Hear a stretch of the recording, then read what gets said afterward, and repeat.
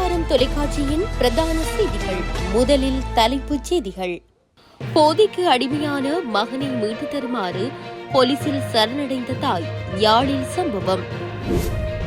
சீரற்ற வானிலை, பலி எண்ணிக்கை 26ஆக அதிகரிப்பு.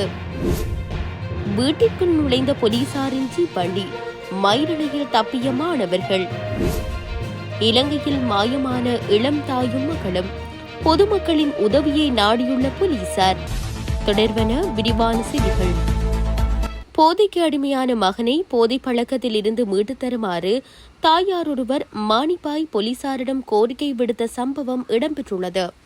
குறித்த தாயார் கோரியதை அடுத்து இளைஞனை மீட்டு நீதிமன்றத்தினூடாக புனர்வாழ்வு முகாமிற்கு போலீசார் அனுப்பி வைத்துள்ளனர். மானிப்பாய் போலீஸ் பிரிவுக்குட்பட்ட பகுதியில் வசிக்கும் தாயொருவர் தனது மகன் போதைப்பொருள் பாவனைக்கு அடிமையாக்கியுள்ளார் எனவும் அவரை அந்த பழக்கத்தில் இருந்து மீட்டு தருமாறு மானிப்பாய் போலீசாரிடம் கூறியுள்ளார்.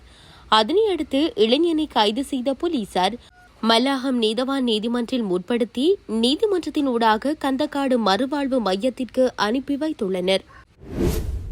நாட்டில் நிலவி வரும் மழையுடனான வானிலை காரணமாக இதுவரை 26 பேர் உயிரிழந்துள்ளதாக பாதுகாப்பு ராஜாங்க அமைச்சர் பிரமித்த பண்டார தின்னகோன் அறிவித்துள்ளார். நாடாளுமன்றில் உரையாற்றிய போதே பிரமித்த பண்டார இவ்வாறு தெரிவித்துள்ளார். இதுகுறித்து அவர் மேலும் தெரிவித்துள்ளதாவது: சீரற்ற காலநிலையால் இதுவரை 26 பேர் உயிரிழந்துள்ளதோடு 41 பேர் படுகாயமடைந்துள்ளனர். 23 மாவட்டங்களில் 262 பிரதேச செயலாளர் பிரிவுகளில் 33,422 குடும்பங்களைச் சேர்ந்த 1,30,021 பேர் பாதிக்கப்பட்டுள்ளனர் என பிரமித்த பண்டார தெரிவித்துள்ளார்.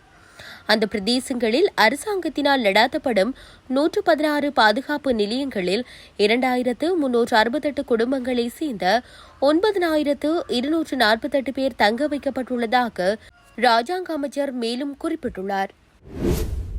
வவுனியா நெடுங்கேணி பகுதியில் சாரதியின் கட்டுப்பாட்டை இழந்த புளியங்குளம் போலீசாரின் ஜீப் வீடு ஒன்றுக்குள் புகுந்து விபத்துக்குள்ளாகியுள்ளது. நெடுங்கேணி புளியங்குளம் வீதியில் பயணித்த புளியங்குளம் போலீஸ் நிலைய ஜீப் சாரதியின் கட்டுப்பாட்டை இழந்து வீதியோரத்தில் இருந்து வீடு ஒன்றிற்குள் புகுந்துள்ளது. வீட்டு வேலியை உடைத்துக் கொண்டு சென்ற ஜீப் வீட்டிற்குள் நின்ற மோட்டார் சைக்கிள், வீதியோர மின்சார தூண், வீட்டு குடிநீர் இணைப்பு என்பவற்றை சேதப்படுத்தியுள்ளதுடன் அருகிலுள்ள கொட்டகையில் படித்துக் கொண்டிருந்த சுமார் 40 வரையான மாணவர்கள் மயிரிழையில் தப்பியுள்ளனர்.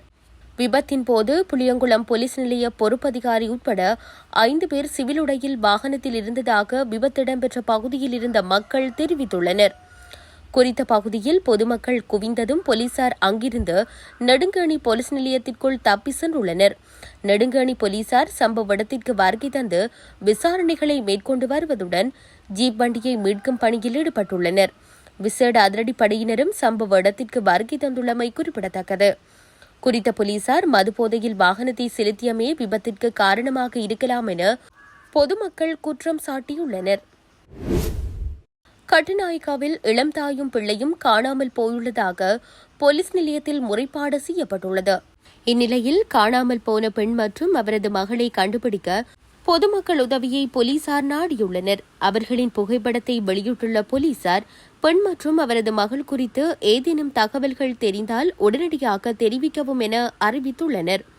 கடந்த மே மாதம் 29ஆம் தேதி முதல் தனது மனைவி மற்றும் மகள் காணாமல் போயுள்ளதாக அவரது கணவர் கட்டுநாயக்க போலீஸ் நிலையத்தில் முறைப்பாடு செய்துள்ளார். யசோதா ஹன்சனி என்ற 26 வயதுடைய பெண்ணும் அவரது 4 வயது மகளும் இவ்வாறு காணாமல் போயுள்ளதாக போலீசார் தெரிவித்துள்ளனர். இதன்படி குறித்த பெண் மற்றும் அவரது மகள் தொடர்பில் ஏதேனும் தகவல்கள் இருப்பின் 071851639 அல்லது 0112252222 என்ற இலக்கத்துடன் தொடர்பு கொள்ளுமாறு அறிவுறுத்தப்பட்டுள்ளது.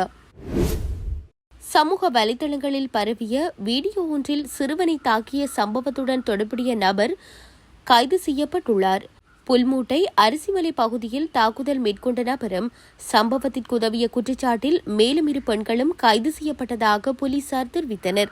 45 வயதுடைய ஆணொருவரும் 37 மற்றும் 46 வயதுடைய 2 பெண்களும் கைது செய்யப்பட்டுள்ளனர்.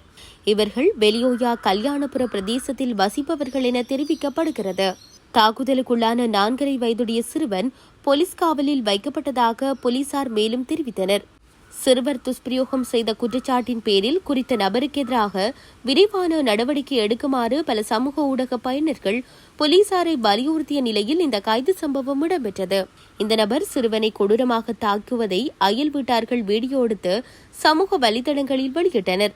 அதற்கமைய இது தொடர்பில் விசாரணைகளை மேற்கொண்ட போலீசார் சந்தேக நபரை கைது செய்வதற்காக அவரது வீட்டை சுற்றி வளைத்தனர். எனினும் சந்தேக நபர் பிரதேசத்தை விட்டு தப்பி சென்று தலைமறைவான நிலையில் இக்கைது நடவடிக்கை மேற்கொள்ளப்பட்டுள்ளது.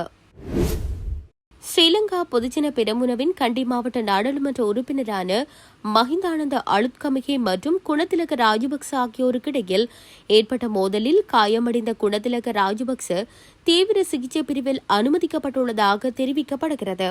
குறித்த மோதலில் காயமடைந்த அவருக்கு 3.5 மணி நேர சத்திர சிகிச்சை மேற்கொள்ளப்பட்டுள்ளதாக வைத்தியசாலை வட்டாரங்கள் தெரிவிக்கின்றன.